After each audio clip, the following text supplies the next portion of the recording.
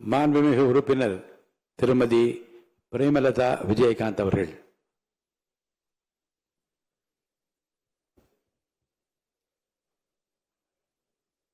மாண்புமிகு முதலமைச்சர் அவர்களுக்கும் எதிர்க்கட்சி தலைவர் அவர்களுக்கும் இன்றைய தலைவராக அன்ன போஸ்டில் வெற்றி பெற்றிருக்கும் அண்ணன் JCD பிரபாகர் அவர்களுக்கும் துணைத் தலைவர் ரவிக்குமார் அவர்களுக்கும் இந்த அவையிலே வீற்றிருக்கும் அனைத்து சட்டமன்ற உறுப்பினர்களுக்கும் எதிர்க்கட்சி தலைவராக செயல்பட்ட அண்ணன் முன்னாள் முதலமைச்சர்களாக இருந்த அண்ணன் எடப்பாடியார் அவர்களுக்கும் அண்ணன் ஸ்டாலின் அவர்களுக்கும் இந்த அவையிலே நாம் ஒரு மாண்புமிகு ஒரு அவை இது.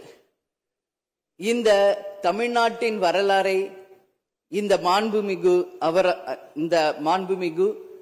இந்த வளாகத்திலே மிக சிறந்த முறையிலே ஆட்சி செய்த நம்மளுடைய முன்னாள் முதல்வர்கள் இங்க நம்ம சுத்தி இருக்கின்ற அந்த புகைப்படங்களே அதற்கான சாட்சி.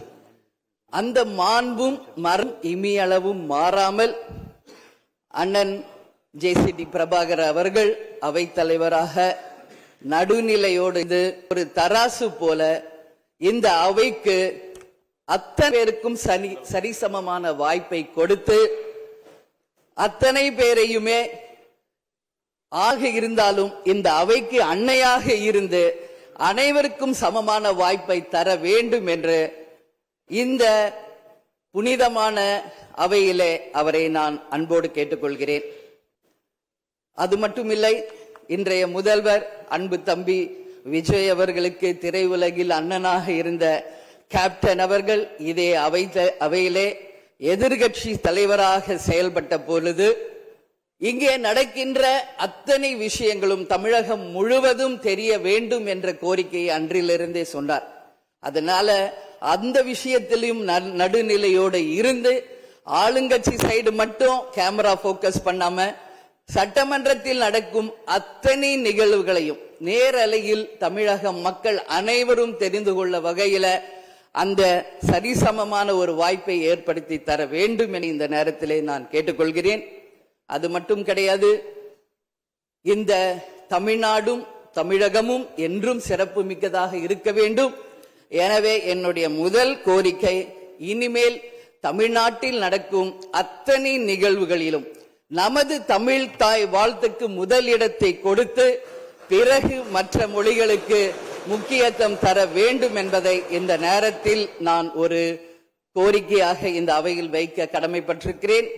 அது மட்டும் கிடையாது, நேற்று அனைத்து எதிர்க்கட்சிகளையும் நேரடியாக சென்று இங்க எதிர்கட்சிகள் எதிரி கட்சிகள் அல்ல, அனைவரும் தோழமை கட்சிகள் தான் என்பதை மிக சிறப்பாக சென்று அனைவரையும் சந்தித்த முதல்வர் அன்பு தம்பி விஜய் அவர்களுக்கு இந்த நேரத்தில் என்னுடைய வாழ்த்துக்களை தெரிவித்துக் கொள்கிறேன்.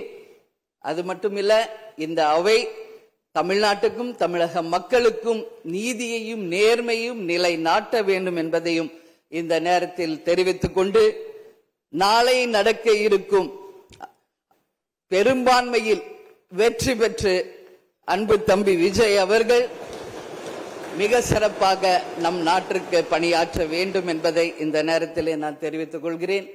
எனவே இன்று தேர்ந்தெடுக்கப்பட்ட அண்ணன் JCD பிரபாகர் அவர்களுக்கும் துணைத் தலைவர் அவர்களுக்கும் தேசிய முற்போக்கு திராவிட கழகத்தின் சார்பாகவும் இந்த அவையில் எதிர்கட்சி தலைவராக மிக சிறப்பாக தன்னுடைய கருத்தை தைரியமாக எடுத்துரைத்த என் அன்பு கணவர் கேப்டன் அவர்களுடைய ஆசீர்வாதத்துடன் என்னுடைய வாழ்த்துக்களை இந்த நேரத்திலே தெரிவித்துக் கொள்வதில் மிகவும் மகிழ்ச்சி அடைகிறேன். நன்றி, வணக்கம்.